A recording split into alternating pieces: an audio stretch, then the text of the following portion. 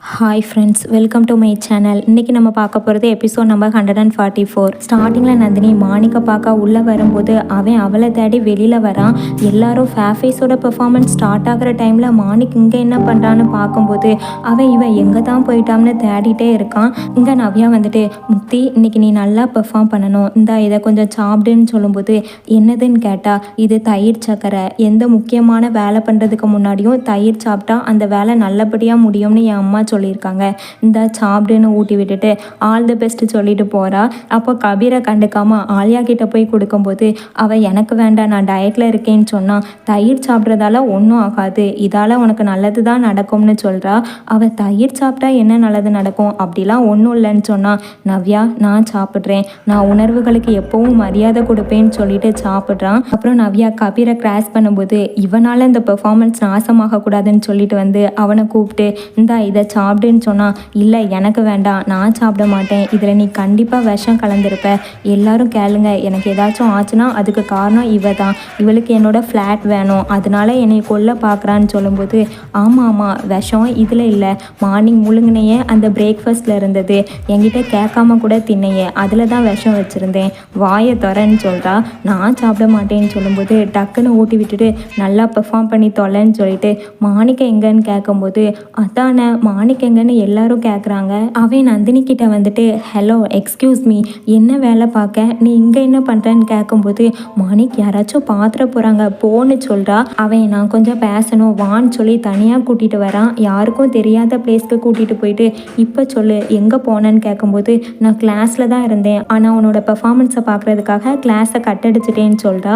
மாணிக், என்னது நிஜமாவா, நீ கிளாஸை கட்டடிச்சிட்டியா, நீ ஏன் எனக்கு ஃபஸ்ட்டே இன்ஃபார்ம் பண்ணலை, நான் உன்னைய தேடி வெளியில் போனால் நீ கிளாஸை கட்டடிச்சிட்டு இங்கே என்ன பண்ணுறேன்னு கேட்கும்போது, உண்மையாக உனக்கு என்னாச்சு, யாரோ என்னைய கடத்திட்டு போகிற மாதிரி பயப்படுறேன்னு கோவப்படுறா.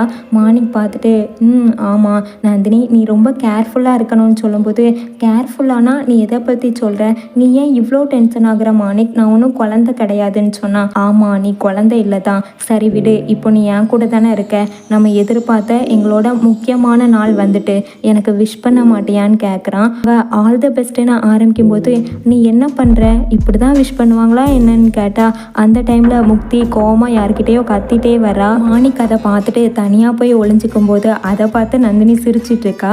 முக்தி அவளை பார்த்துட்டு, நான் இப்போ என்ன காமெடி பண்ணேன்னு நீ சிரிச்சிட்டு இருக்கேன்னு கேட்கும்போது அவள் திருன்னு முழிச்சிட்டு இருக்கா. மாணிக், என்ன நந்துமா கேட்குறாள்ல சொல்லுன்னு சொல்லும்போது அவள் கண்ட மாதிரி வளர்றா.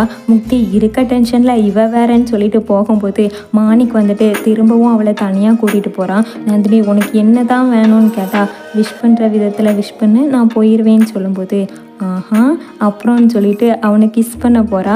அப்போ டக்குன்னு நவ்யா வந்து அவங்க பண்ணுறதை பார்த்து வெக்கப்படுறா.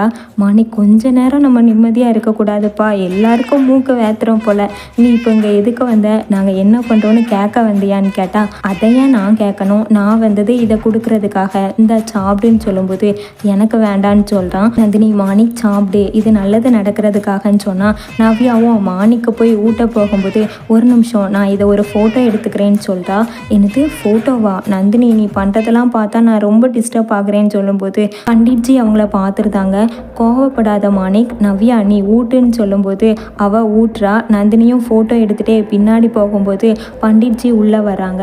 அவள் அது கூட தெரியாமல் அவங்கள போய் இடிச்சிருதா. பண்டிட்ஜி, ஓ இவன் தானே உன்னோட பாய் ஃப்ரெண்ட், இதுக்காக தான் இவ்வளோ ட்ராமா போட்டு வந்தீங்களா, நான் நினச்சது கரெக்ட் தான் போலன்னு சொல்லும்போது, எக்ஸ்கியூஸ் மீ சார், இங்கே வரதுக்கு யாருக்குமே பெர்மிஷன் இல்லை, இங்கே ஜட்ஜஸ் மட்டும்தான் அலோட், அதனால நீங்கள் போகலான்னு சொன்னால், ஷன்னு வந்துட்டு, மாணிக் இவங்க நேம் பண்டிட் த்ரீலோக் சௌராசியா, இவங்க தான் அன்னைக்கான ஜட்ஜுன்னு சொல்லும்போது, கடவுளே இது வேறையா அப்படின்னா கதை முடிஞ்சிட்டுன்னு சொல்லிட்டு இருக்கா. பண்டிட், ஐ திங்க் நீ நான் ஜட்ஜாக இருப்பேன்னு நினச்சி பார்த்துருக்க மாட்டேல்ல, சரி டைம் ஆகிட்டு எல்லாரும் கிளம்புங்கன்னு சொன்னால், மாணிக்கும் ஸ்டேஜுக்கு வந்துட்டு, கைஸ் எல்லாரும் ரெடியாக இருக்கீங்களா, ஸ்டார்ட் பண்ணலாமான்னு கேட்குறான்.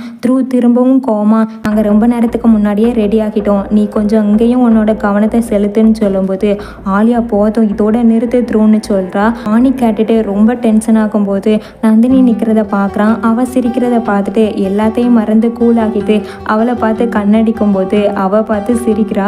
மாணிக், சரி ஸ்டார்ட் பண்ணலான்னு சொல்லிட்டு அங்கே இருக்க மியூசிக் ஆப்ரேட்டர் கிட்ட, அண்ணா கொஞ்சம் சவுண்ட் அதிகமாக வைங்க, நாங்கள் கொஞ்சம் ரிஹர்சல் பண்ணி பார்க்கணுன்னு சொல்லும்போது அவங்களும் ஓகேன்னு சொல்லிட்டு வைக்கிறாங்க. ஆனால் அது யாருன்னு பார்த்தா சோஹா தான். அவள் மாணிக் நான் இன்னைக்கு உன்னை அடைஞ்சே தீருவேன், அதுக்கு இந்த நந்தினியை நான் இன்னைக்கு ஒரு வழி பண்ணாமல் விட மாட்டேன்னு அவளை பார்த்து ரொம்ப முறைச்சிட்ருக்கா. மாணிக் அண்ணா போதும், வால்யூமை கம்மியாக வைங்கன்னு சொல்லும்போது த்ரூ எனக்கு கொஞ்சம் அதிகம் வேணும்னு சொல்கிறான்.